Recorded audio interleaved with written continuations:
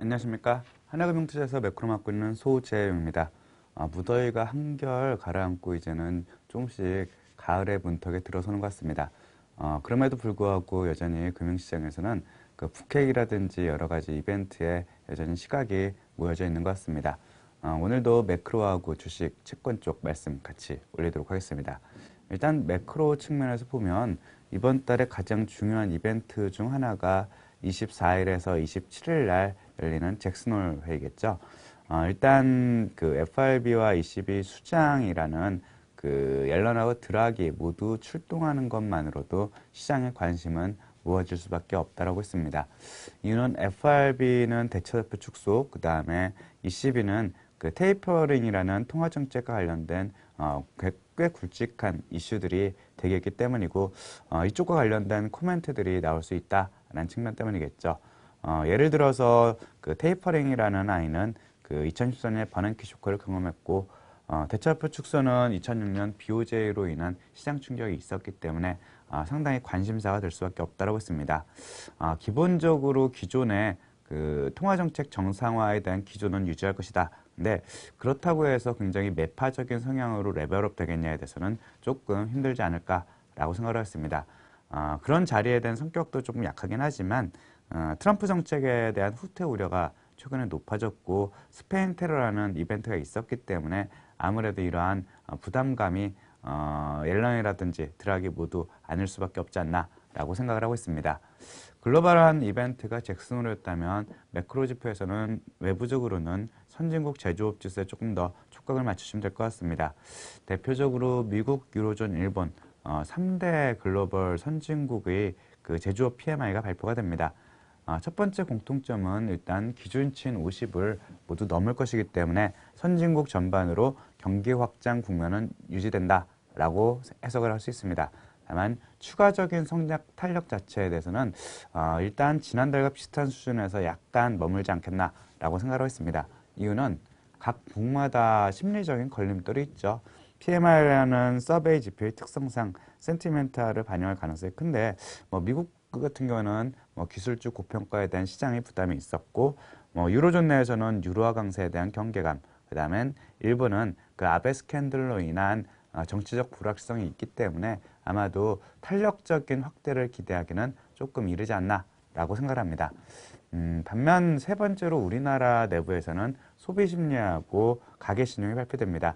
아무래도 새로운 정권의 정책에 대한 영향을 많이 받을 수밖에 없는 부분이라고 생각이 들고 특히 그 가계 신용에 대해서는 조금 더 주의가 필요하지 않나라고 생각합니다.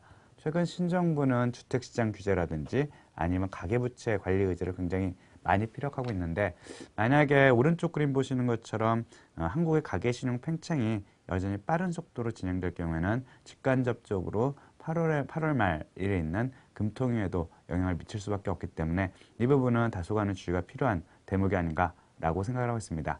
여기까지가 이번 주에 보셔야 될 매크로 지표 말씀을 드렸고 이어서 주식 쪽 전략 말씀 듣도록 하겠습니다. 안녕하십니까. 주식 전략 담당하는 이재만이라고 합니다. 오늘 말씀드릴 부분은 앞서서 매크로 쪽에서 짚어주셨던 것처럼 얘기하는 잭슨홀 이벤트라든가 이런 부분에 대한 주식시장에 대한 해석 여부를 조금 말씀 올려드리도록 하겠습니다. 전체적으로 지난주에 그래도 긍정적으로 좀 확인됐던 부분 중에 하나가 전반적으로 보게 되면 주식시장이라는 부분에 가격 메리트가 어느 정도 지수권에서 형성이 될 수 있는지를 좀 해석해 볼 수 있었던 국면이 되지 않나 싶습니다. 지난주 말씀드렸듯이 코스피가 2300포인트 정도 초반대로 밀리게 된다라고 하게 되면 기본적으로 PBR이라는 부분의 메리트가 굉장히 작동할 수 있는 시점이라는 부분에 대해서는 언급을 좀 드렸습니다. 실제로 보게 되면 2300 초반 포인트 정도 대에서는 매수 주체도 좀 형성이 됐었죠. 대체적으로 연기금이라고 불리우는 국민연금이라든가 이런 쪽들의 매수세가 형성이 되게 되면서 저가 매수가 좀 유입이 됐다는 특성을 갖고 있습니다. 이 구간 안에서 지수 자체는 좀 반등을 했다는 특성을 갖고 있고요. 전반적으로 보게 되면 가격 메리트가 생길 수 있는 부분이 이제부터 대략적으로 2300포인트 초반대 내에서는 가격적인 지지선이라든가 밸류에이션 지지선 이런 것들이 형성될 가능성을 굉장히 높게 좀 평가하실 필요는 있는 것 같습니다. 다만 아직도 증시가 여전히 조금 조정이 진행 중이다라고 판단하는 이유 중에 하나는 앞서 매크로 쪽에서 짚어주셨던 것처럼 잭슨홀 이벤트가 있죠. 통화 긴축에 대한 스탠스 이런 것들은 여전히 좀 고밸류에이션 주식들에게 부정적인 이슈가 될 수밖에 없습니다. 미국의 S&P 500이라든가 나스닥 같은 경우가 여전히 밸류에이션 자체가 2000년 이후 거의 최고 수준에 머물러 있기 때문에 밸류 부담이 꽤 높겠죠. 코스피 자체도 어떻게 보게 되면 미국 증시 조정에서는 그렇게 크게 자유롭긴 좀 어렵다라는 기본적인 생각을 갖고 있습니다. 코스피하고의 S&P 500하고의 상관계수 자체가 굉장히 높아져 있기 때문이죠. 또 하나 좀 생각해 볼 수 있는 부분 중에 하나가 달러가 굉장히 약세로 빠른 속도로 좀 진행이 됐었죠. 이례적으로. 그렇다 보니까 이 부분 자체의 되돌림 가능성도 여전히 높다는 점이 시사점 중에 하나가 될 것 같습니다.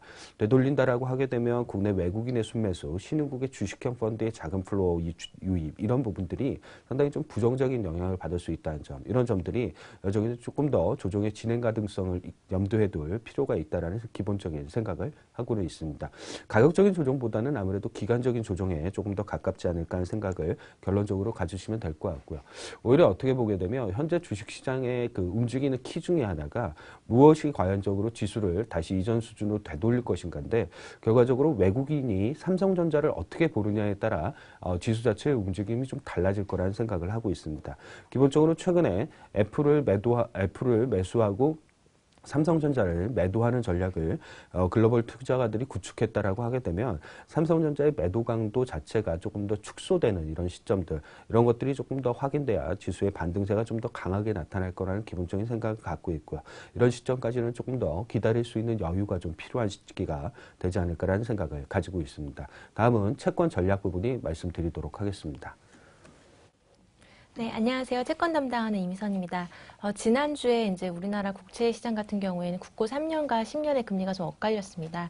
국고 3년 같은 경우는 금리가 2bp 정도 하락을 했고요. 10년 금리는 오히려 국고 10년의 입찰이 부진하게 결과가 나오면서 2bp 상승을 해서 마감을 했습니다. 일단 외국인은 3년 선물을 계속 순매도하던 기조에서 순매수로 약간 전환을 했습니다. FOMC 의사록이 일단 도비 시작에 나왔던 부분이 외국인 3년 선물 순매수에 일부 영향을 미쳤습니다. 그리고 백인 우월주의 폭동이랑 그다음에 스페인에서의 테러 등이 미국 금리를 결국엔 끌어내리면서 2.19로 전주 대비해서 보합으로 마감을 했습니다. 하지만 주중에 움직였던 그 흐름들을 보면 미국 7월 소매 판매나 8월 엠파이어 스테이트 제조업 지수, 이런 미국의 제조업 관련된 소비 관련된 지표들이 긍정적으로 나오면서 10년 금리가 2.27까지 반등을 했다가 나중에 이제 여러 가지 이벤트들이 발생을 하면서, 사고들이 발생을 하면서 금리가 하락하는 그런 흐름들을 보였습니다. 이번 주 같은 경우에는 일단 잭슨홀 미팅이 이제 예정이 되어 있고요. 앞서 말씀하셨던 것처럼 일단 대체율표 연내 축사 가능성은 있지만 미국이 연내 추가로 금리 인상을 할 것이냐에 대한 확신은 다소 떨어질 것으로 예상을 하고 있습니다. 그래서 그 이전에 이미 지난주에 연준의 멤버들이 미국의 어떤 저물가의 원인에 대해서 논란을 벌였던 것처럼 대체로 어떤 저물가에 대한 부분이 배경이 되면서 완화적인 스탠스를 옐런 의장이 유지할 가능성이 높다고 보고 있습니다. 그리고 국내 채권 같은 경우에는 일단 지난주부터 해서 북한과 미국 간의 극단적인 긴장은 완화가 되었습니다. 그렇지만 지난주에 다시 주한미군 철수 설과 같은 루머가 돌았던 것처럼 불확실성이 여전히 남아있기 때문에 원화자산에 대한 외국인의 투자 심리는 부정적일 수밖에 없겠다라는 생각을 하고 있고요. 그리고 올해 들어서 1년 미만 단기채에 대해서 외국인이 14조 원 정도 상당히 많은 규모를 순매수를 해놨습니다. 그렇기 때문에 일부 매도가 나올 수 있는 시점이기도 하고요. 그래서 계속 이제 상당히 많은 규모의 순매수를 했다가 최근 2주 동안 한 1조 원 정도의 단기채를 외국인이 매도를 했고요.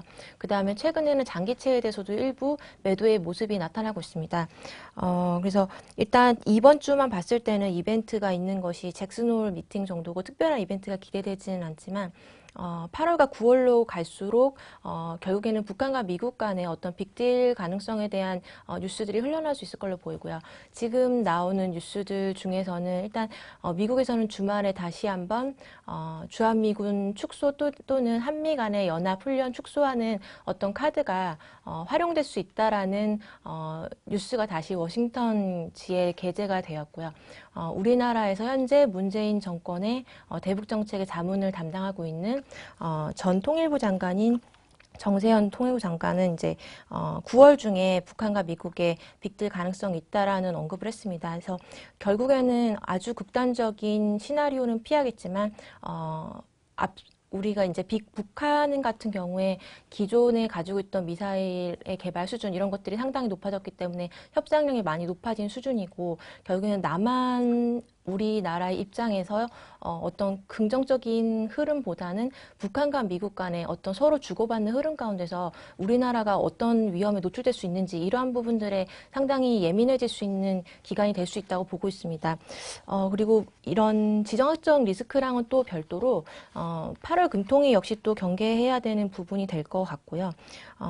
일단 저희가 기본적으로 내년 1분기에 기준금리 인상을 기본 시나리오로 보고 있지만 사실 연내 금리 인상 가능성을 같이 열어두는 것이 더 현명하다는 생각을 하고 있습니다. 30% 정도의 연내 금리 인상 가능성을 보고 있고요. 그리고 일단 금통위가 9월과 12월에 없기 때문에 10월, 11월 중에 만약에 금리를 인상하기 위해서는 8월이나 10월에 이제 소수 의견이 나오고 11월에 금리가 인상이 되는 흐름이 가능합니다. 그래서 8월에 또 소수 의견이 안 나온다 하더라도 어떤 스탠스의 변화에 대한 시그널을 충분히 줘야 하는 시점이 되었기 때문에 어쨌든 8월 금통위에 대한 경계감이 시장에 작용할 것으로 보고 있습니다. 그래서 외국인의 단기 채권에 대한 추가 매도 가능성을 유의해 두시는 것이 좋을 것 같습니다. 이상입니다. 예, 지금까지 두 분 말씀을 종합해보면 아무래도 대내외 이벤트라든지 변수에 여전히 시장이 민감하게 반응하는 구간이 계속될 것 같습니다. 가장 중요한 트리거는 결국에는 외국인의 자금 유출임 여부인데 이쪽을 계속해서 트래킹하는 한 주가 되시길 바랍니다. 예, 즐거운 한 주 되시길 바랍니다. 고맙습니다.